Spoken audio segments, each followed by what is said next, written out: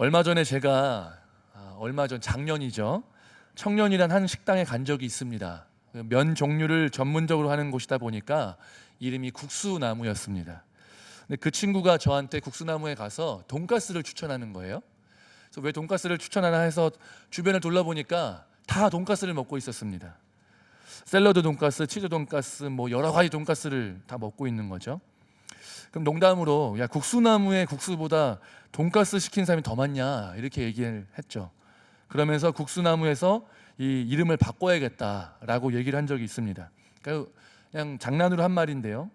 뭐 국수나무에서 돈가스를 만들면 안 되는 법이 있는 것은 아니니까요. 근데 한편으로 이런 생각이 들었습니다. 국수나무 이야기는 우스갯소리지만 실제로 뭔가 본질에서 벗어난 것들이 많은 세상이 아닐까라는 생각을 하게 됐습니다. 이 떡볶이집에서 다 맛있는데 떡볶이가 맛이 없으면 그보다 우스꽝스러운 일은 없잖아요. 김밥집이 있는데 김밥이 맛이 없다면, 경찰이 다른 건 다 좋아요, 친절하고 다 좋은데 범인을 못 잡으면, 의사가 친절하고 착한데 치료를 잘 못하면, 야 그것보다 아이러니한 일이 뭐가 있을까라는 생각이 들었습니다. 마찬가지입니다. 교회가 교회다움을 잃어버린다면, 성도가 성도다움을 잃어버린다면, 목사가 목사다움을 잃어버린다면, 다른 것들 다 좋은데 그것을 잃어버린다면 그만큼 슬픈 일은 없겠다라는 생각이 들게 되었던 것입니다. 우리는 세례 요한을 통해서요, 이 성도의 성도다움이 무엇인지를 한번 살펴보고 교회의 교회다움이 무엇인지를 살펴볼 필요가 있는 것입니다.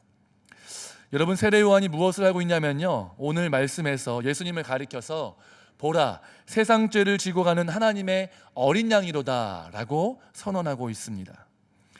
여러분, 세례 요한은 증인의 삶을 살았습니다. 이 예수님께서 여자가 낳은 자 중에 이보다 더 나은 사람이 없도다 라고 얘기한 이 세례 요한이요, 정말 철저하게 자기가 본 것들, 또한 하나님께서 명령하신 것들을 증언하는 일에 최대한 힘쓰면서 철저하게 자신은 감추고 메시아된 예수 그리스도를 선포하는데 온 힘을 다해서 그 인생을 살았다는 것입니다. 근데요, 오늘 말씀을 보면 뭐가 나와 있냐면, 이 세례 요한이 자신이 결국 가리키는 메시아가 정확하게 구체적으로 누군지 몰랐다는 사실이 오늘 말씀에 기록이 되어 있습니다. 1장 31절 말씀을 함께 읽어보겠습니다. 나도 그를 알지 못하였으나 내가 와서 물로 세례를 베푸는 것은 그를 이스라엘에 나타내려 함이라 하니라. 아멘. 그러니까 사실은 세례 요한이 이 사명을 받았지만 정확하게 그자가 누구신지를 몰랐던 겁니다. 근데 하나님이 알려주신 대로 한 걸음 한 걸음 따라가다 보니까 증인의 삶을 살아가게 되었다라는 것이죠. 33절 34절 말씀이 기록되어 있는데요, 그 말씀도 함께 한 목소리로 읽겠습니다. 나도 그를 알지 못하였으나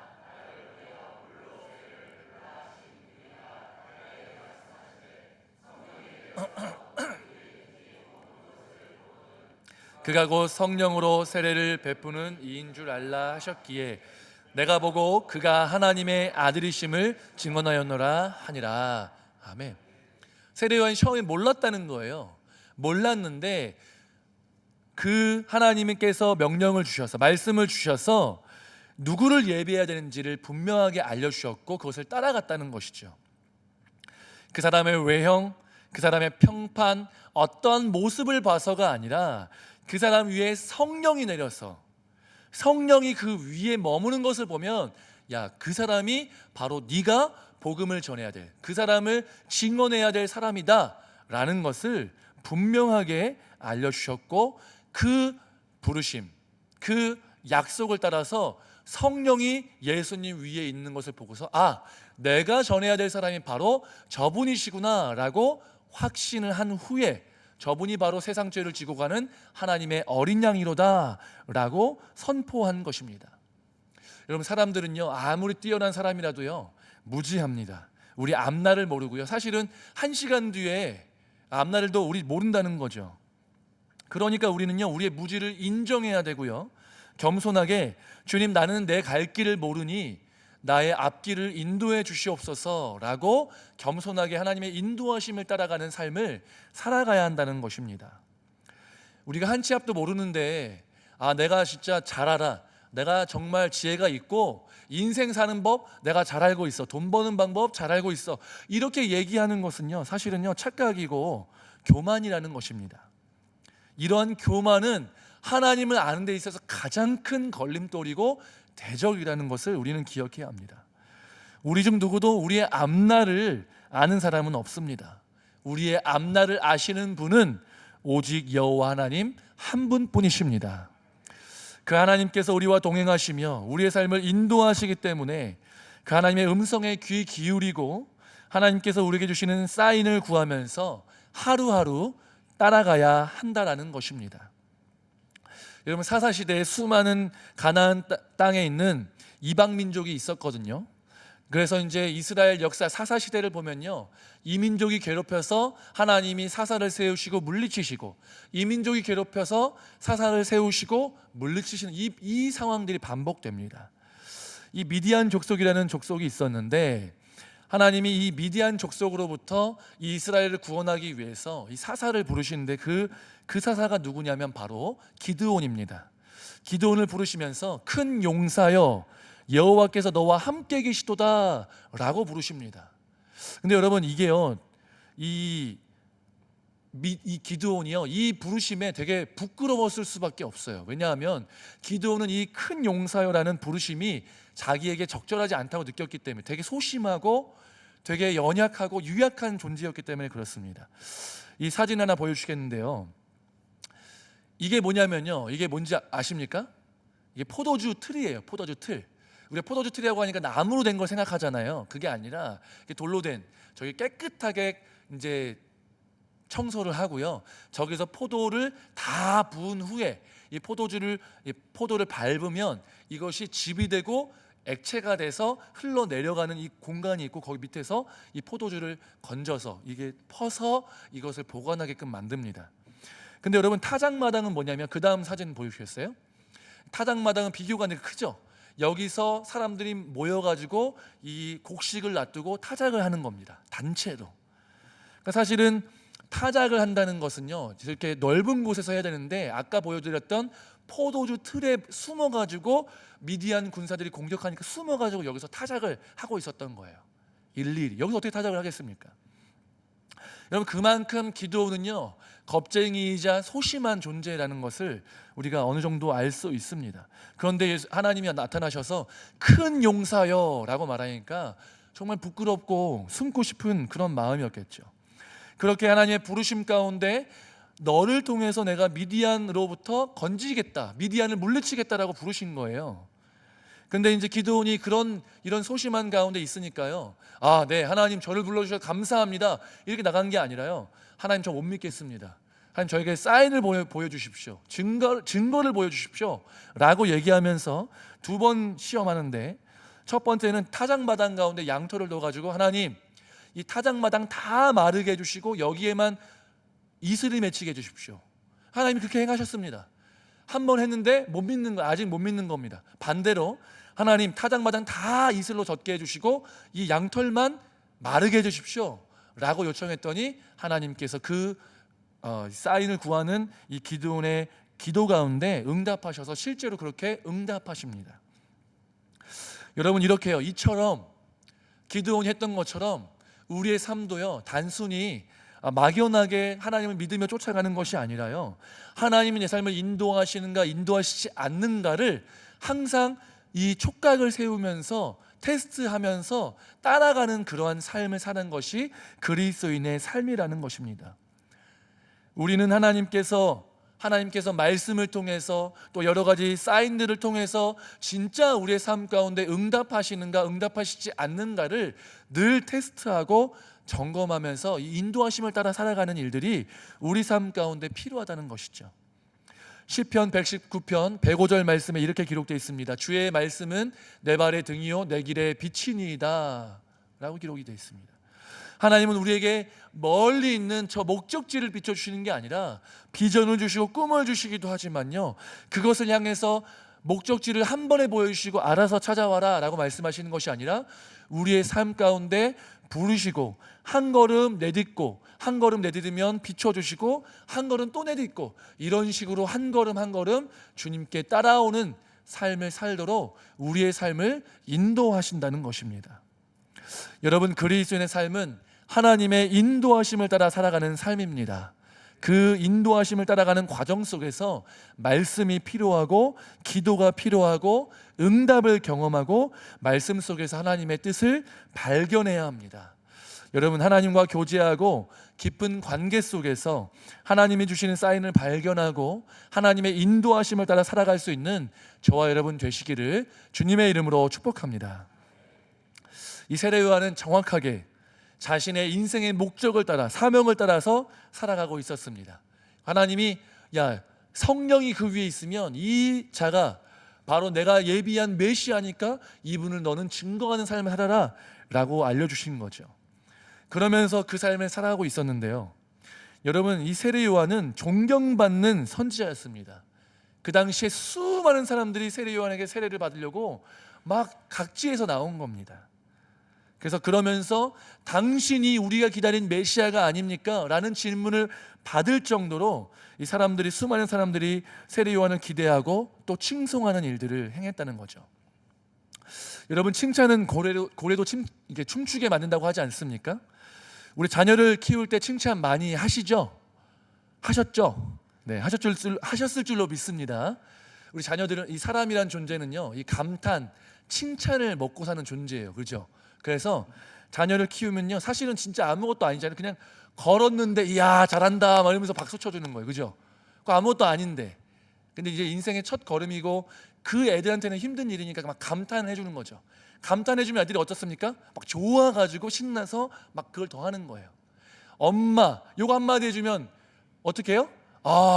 우리의 천재인가 봐 막 감탄하면서 막 엄지 막 이렇게 해주잖아요. 사실 뭐 다 하는 거 아닙니까?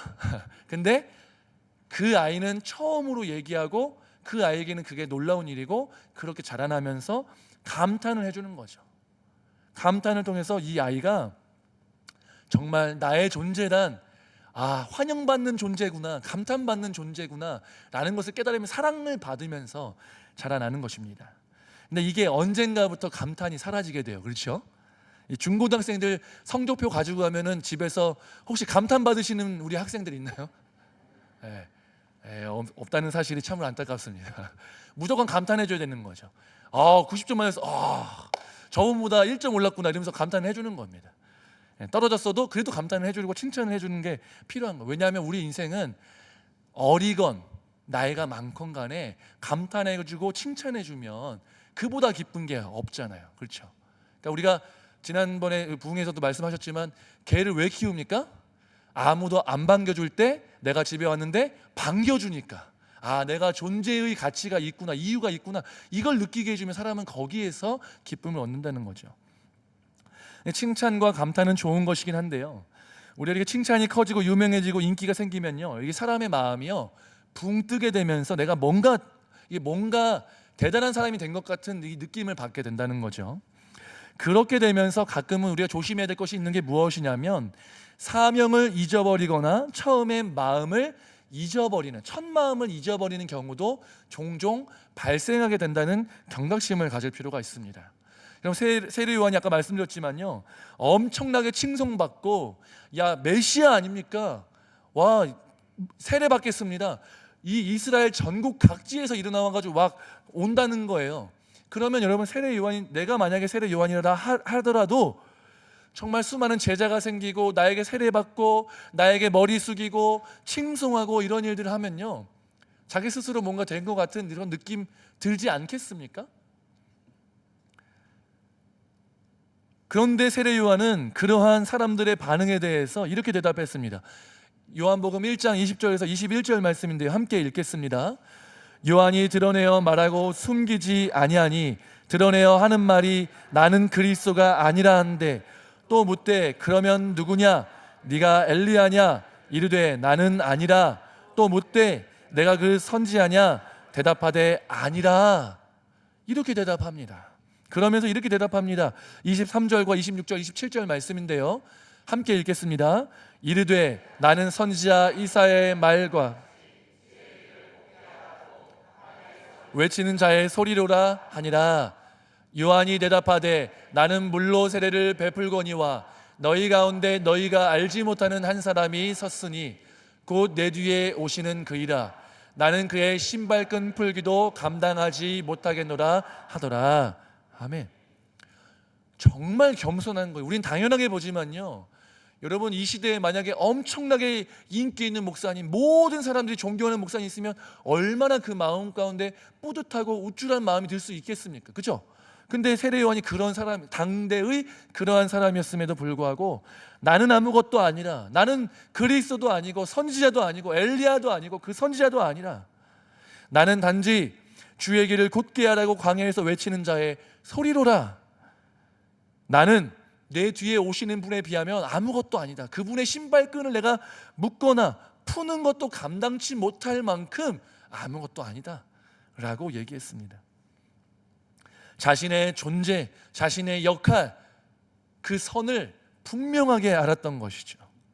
나는 단지 예수 그리스도를 증언하는 자이고 그의 길을 준비하는 사람임을 명확하게 알았던 것입니다.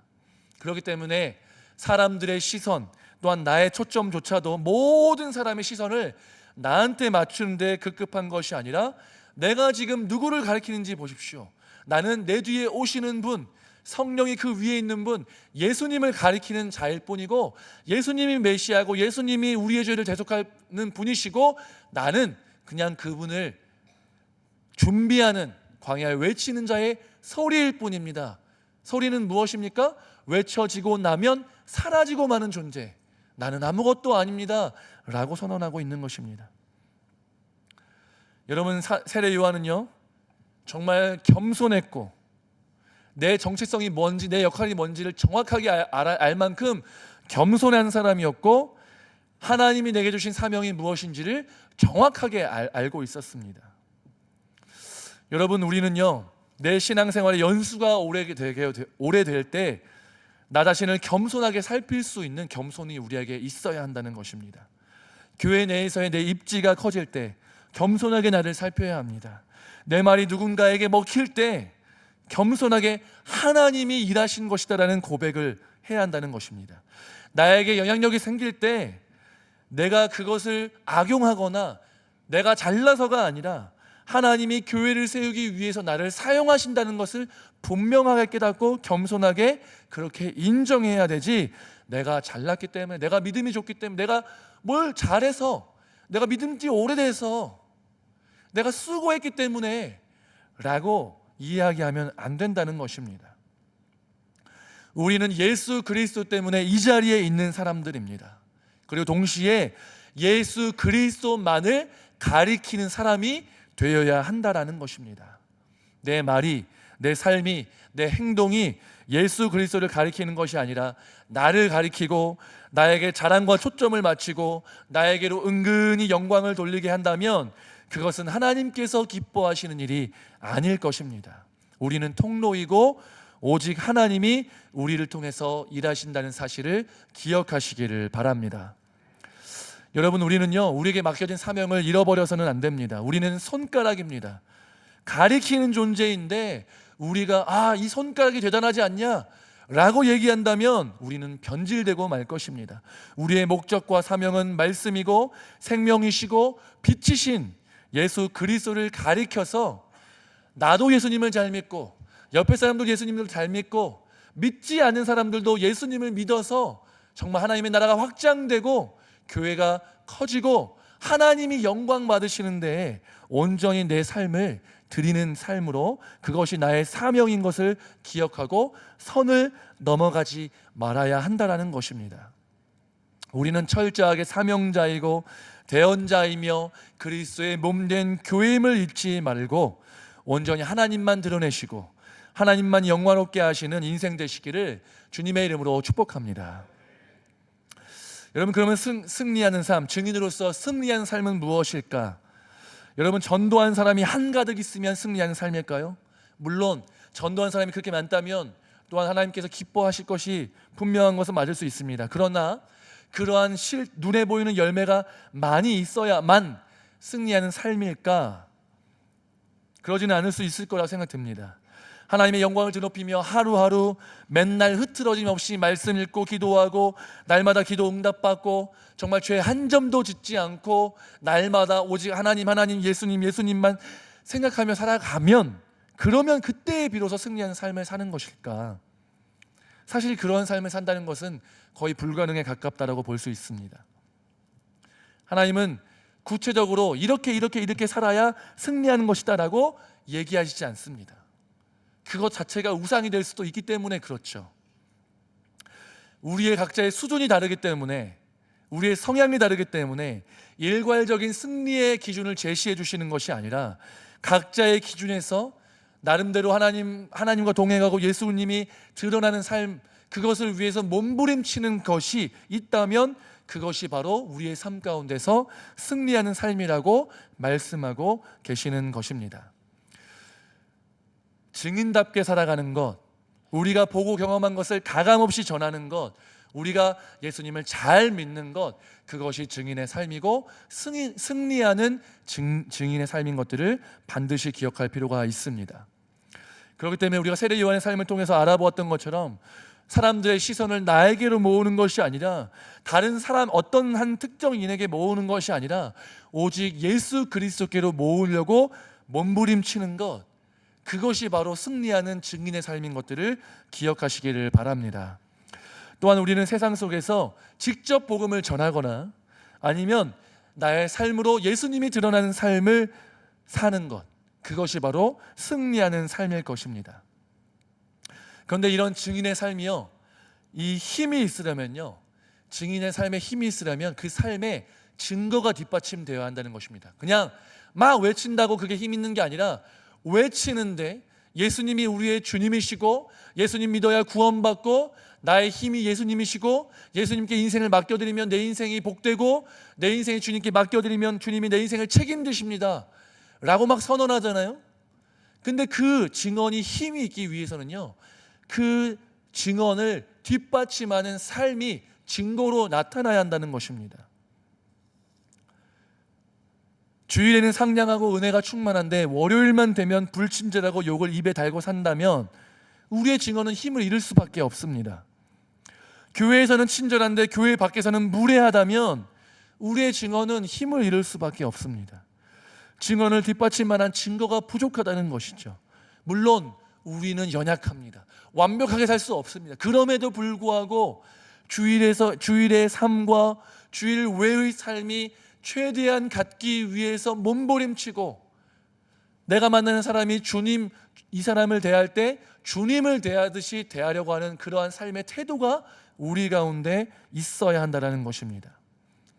또한 예수님을 믿으라고 말하면서 예수님 믿으면 복 받습니다, 기도하면 응답 받습니다, 예수님이 나의 산성이십니다라고 얘기하지만 정작 어려운 일 생겼는데 기도하기보단, 예수님께 붙들림 바 되기보다는 여러 가지 세상적인 꼼수나 어떤 잔꾀를 부리게 되면 그 사람들 보기에 말은 저렇게 하면서 예수님 믿으면 다 된다고 하면서 기도한다고 말하면서 기도하기보다 자기 힘으로 결국 하는 거 아니야? 잔꾀 부리는 거 아니야? 라는 소리를 듣게 된다면 사실은 우리의 삶에 어떤 이런 증언들이 효력을 잃을 수밖에 없다라는 것이죠. 그렇기 때문에 우리가 증언을 하는 삶을 사는 것입니다. 말로 고백하고 복음을 전하고 또한 그들 앞에서 기도하고 이런 모습들 다 보여줌과 동시에 우리가 예수님을 잘 믿는 이 믿음 생활 잘하는 것이 반드시 필요하다는 것입니다. 그러니까 예수님 잘 믿는 게요, 증인의 삶에서의 가장 중요한 핵심이라는 것입니다. 하나님 나라의 소망을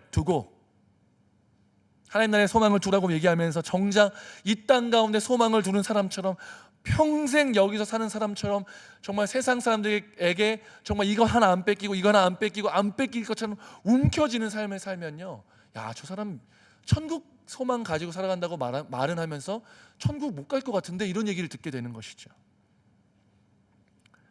그러니까 증인의 삶을 잘 살기 위해서는 증언을 하고 입술로 증언하고 삶으로 증언할 뿐만 아니라 삶의 예배와 또한 우리의 믿음이 진짜 참된 믿음이 되어서 날마다 하나님을 더 붙잡고 하나님이 일하심을 경험하고 기도의 응답들을 경험하고 그런 방식으로 살아가게 될 때 믿지 않는 자들이 보더라도 또한 같이 믿는 자들이 보더라도 아, 믿음으로 사는 것은 저거구나.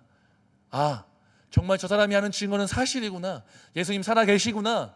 예수님 우리 삶을 책임지시구나 라는 고백을 듣고 그래서 우리의 증언이 효력을 발해서 정말 우리를 통해서 수많은 사람들이 믿음이 자라나고 믿음이 생기고 예수님 믿어서 구원받는 일들이 우리를 통하여서 이루어질 줄로 믿습니다.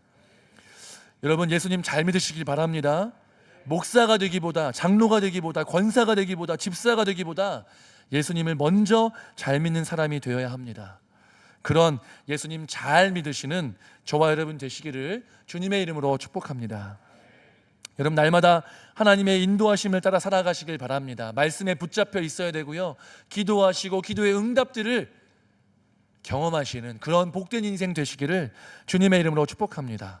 그리고 우리 모든 시선과 초점이 하나님께 예수 그리스도께 맞춰져 있고 또한 다른 사람들에게도 나에게 시선을 모으고 자랑하는 삶이 아니라 나의 자랑은 오직 예수님입니다 라고 그 모든 사람들의 시선과 초점을 주님께로 돌이키게 하는 주님께로 맞춰주는 그러한 인생 되시고 그러한 사명을 감당하시고 온몸으로 예수님 잘 믿고 삶으로 예배하고 믿음과 삶이 괴리가 정말로 별로 없는 삶을 살기 위해서 몸부림침을 통하여서 우리의 온몸으로 예수님을 증언하시는 그래서 나를 통하여 믿음이 전파되며 예수님의 생명이 전파되는 그런 귀하고 복된 은혜가 있는 저와 여러분 되시기를 주님의 이름으로 축복합니다.